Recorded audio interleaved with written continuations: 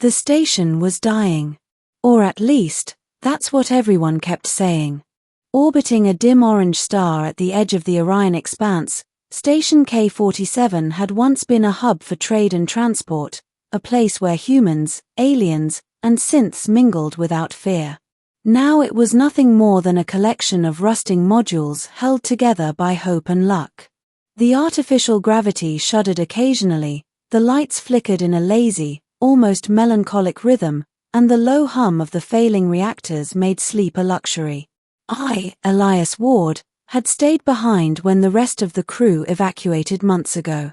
I wasn't heroic, just stubborn. K-47 was my home. And besides, there wasn't anywhere else to go. Not really. It was on a Thursday, or maybe it was Friday. The days all blended into one another in the dim glow of emergency lights that she appeared. I had just finished recalibrating the oxygen regulators in the east wing when I heard the soft clank of footsteps on metal. Slow. Hesitant. Human, or at least humanoid. I froze, gripping the wrench tighter. K-47 hadn't had visitors for months. Anyone who came here uninvited usually came with guns. But she didn't. When I finally saw her, she was crouched in the corridor, shivering under layers of tattered clothes that looked like they'd survived a solar storm. Her hair was white blonde, tangled and streaked with dust. Her eyes, oddly bright, almost unnervingly clear, met mine, and for a moment, I thought she might vanish like a mirage. "Please," she whispered. Her voice cracked like old vinyl. "Somewhere, to sleep." I blinked. Yeah, I think I can arrange that." There was something about her, something that didn't belong on a crumbling station at the edge of known space. And yet, she was here. She trusted me enough to ask for help, and that was rare. I led her to a small chamber I'd converted into a living space. It was barely furnished, a single cot, a makeshift desk, and a stack of ration packs I'd been hoarding. She collapsed onto the cot, curling into herself as if she could melt into the thin mattress and disappear entirely. I watched her for a long moment, feeling the weird pull of responsibility tighten in my chest. And then I did something I hadn't done in years. I sat down across from her. "I'm Elias," I said, awkwardly. You can call me that." She looked up at me, and her lips quirked into the faintest of smiles. "Lyra," she said. I don't remember much." I nodded. Not that I cared about the specifics, at least not yet. Right now, she just needed safety, warmth, a place to exist without fear. That was enough. Over the next few weeks, Lyra became part of the station in a way I hadn't anticipated. She learned the corridors faster than I could explain them, found hidden caches of supplies, and even managed to fix a few failing circuits without asking. Every night, we sat together on the observation deck, watching the orange star crawl across the expanse of space, talking about nothing and everything. There was a sadness about her that never faded, a sense of loss that clung to her like a shadow. She wouldn't speak about her past, not because she couldn't, but because she seemed afraid that the memory of it might poison the fragile life we were trying to build on K-47. And yet, something about her presence healed the station. Or maybe it healed me. One night, as the artificial gravity hummed and the lights flickered like distant fireflies, she turned to me. "You shouldn't have stayed here," she said softly. I shrugged. "Someone had to." "No," she said, voice firmer this time. "You didn't stay for the station. You stayed for yourself. For something you thought was gone." I didn't respond. There was truth in her words, though. I had stayed here out of stubbornness, but maybe I had also stayed because I hoped someone, or something, would appear and remind me what it was to care. And Lyra did. It was during the third week that things started to change. The station shuddered violently, throwing tools and ration packs across the corridors. The lights went out completely for a full minute before emergency systems kicked in. I ran toward the main reactor, where I found Lyra already kneeling over a console, fingers moving over the controls with uncanny skill. "I can help," she said, eyes scanning the readouts. "But I'll need guidance. The system, it's not like any interface I've seen before." I worked alongside her, calling out readings and correcting power flows as her hands danced over the console. For the first time, the station didn't feel like it was dying. It felt alive because we were alive. Because she was here. By the time the reactor stabilized, my chest ached, my hands were scorched from the emergency circuits, but I was smiling. Lyra looked at me, a faint flush on her cheeks.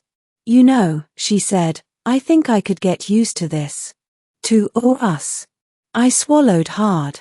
Yeah, me too. That night, she stayed in the common chamber, not the cot I had set up for her. She curled up beside me under a shared blanket, her warmth seeping into me in a way I hadn't realized I'd been missing. I reached out, almost tentatively, and took her hand. She didn't pull away. And then, almost imperceptibly, she pressed her head against my shoulder. That was the first time I realized I didn't just want to protect her. I wanted to give her everything I had. My home. My heart. My life, if need be. Days later, the threat arrived. Or at least, what we initially thought was a threat. A freighter, hulking, scarred, and with markings I didn't recognize, appeared in orbit. Sensors registered no weapons, but every instinct screamed danger. I suited up, motioning for Lyra to stay behind. But she refused. "I can handle myself," she said, armor I hadn't seen her wear before gleaming in the dim light. It was sleek, adaptive, alien in design, yet somehow fit her perfectly. We boarded the ship together, slipping through corridors that smelled of ozone and machinery. Inside, the freighter was empty. But in the hold, a single crate pulsed with a strange blue light. "What is that?" I asked. Lyra's eyes widened. "A containment pod. Someone or something is inside." The pod hissed open, releasing a creature I couldn't fully comprehend. It had 6 limbs, a translucent body that shimmered like liquid crystal, and eyes that seemed almost human in their intelligence. It stepped toward us, trembling. Lyra knelt beside it. "It's scared," she said. "It just wants safety. Shelter." My heart twisted. Because in that moment, I saw Lyra reflected in the creature's fear and trust. And I knew, without a doubt, that she was just like it, someone who had wandered through the void, lost and seeking refuge. I looked at her, and the words spilled out before I could stop them. "You wanted somewhere to sleep, and I swallowed. I gave you my heart." She turned to me, eyes glistening. "Elias." The freighter's alarms blared suddenly, snapping us back to reality. The ship had been rigged as a trap.